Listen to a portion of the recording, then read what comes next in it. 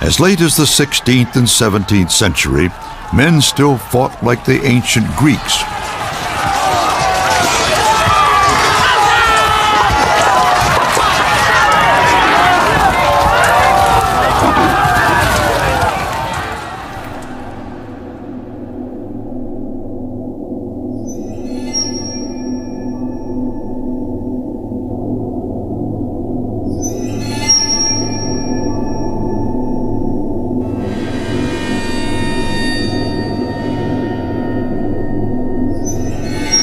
Once inside a phalanx, or pike square, attackers could choose from a grisly range of hardware to butcher their opponents. But first, they had to get past the pikes, face to face, steel to steel.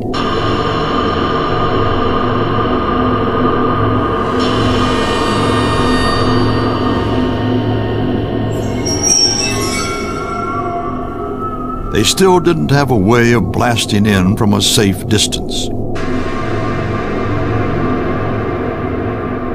One answer to this problem was an unwieldy, handheld gun, the arquebus. Foot soldiers turned to the gun as their weapon of choice.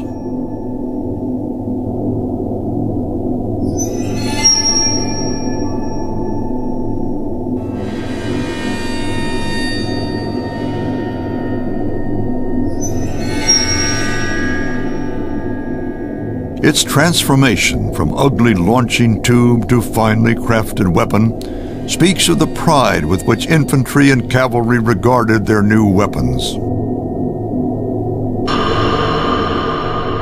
All that was needed was a quick and safe way to fire it. Two rival mechanisms offered a solution: the matchlock and the wheel lock.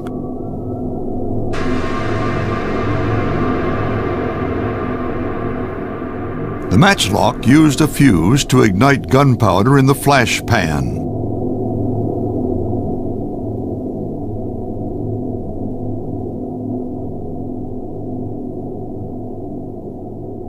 In dry conditions, it worked.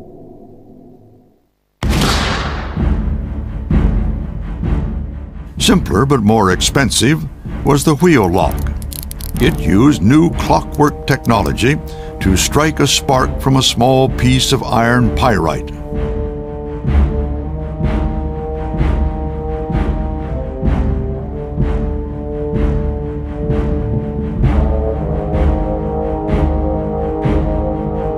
More dependable than the matchlock, here was a gun that could be used by cavalry, the first carbine.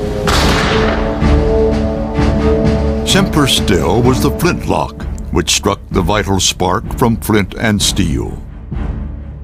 Simplicity won, and for the next 200 years, pistols and rifles would be fired this way. The gun was coming of age. The gun, like the longbow, could pierce armor, but for accuracy, range, and rate of fire, it was still inferior.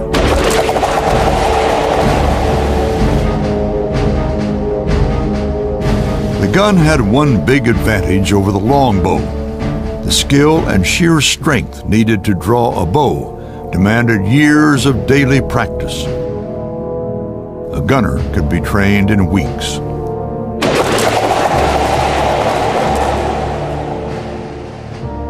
In the early 17th century, a Dutch nobleman, William of Nassau, studied the Roman tacticians. He read how Roman legions kept up a steady rain of javelins on the enemy.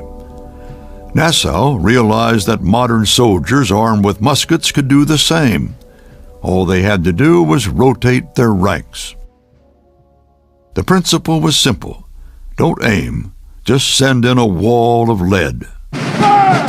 The air was so darkened by the smoke of the powder that for a quarter of an hour together, I dare say, there was no light seen but what the fire of the volleys of shot gave. Rapid volley required tight coordination in the heat of battle if muskets were to fire at the same time. Musketeers drilled hard.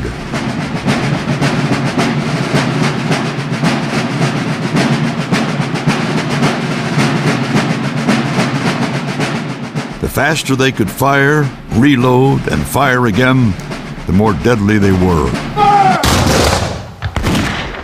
In 1631, at the Battle of Breitenfeld, the Swedish king Gustavus Adolphus showed the full potential of volley fire.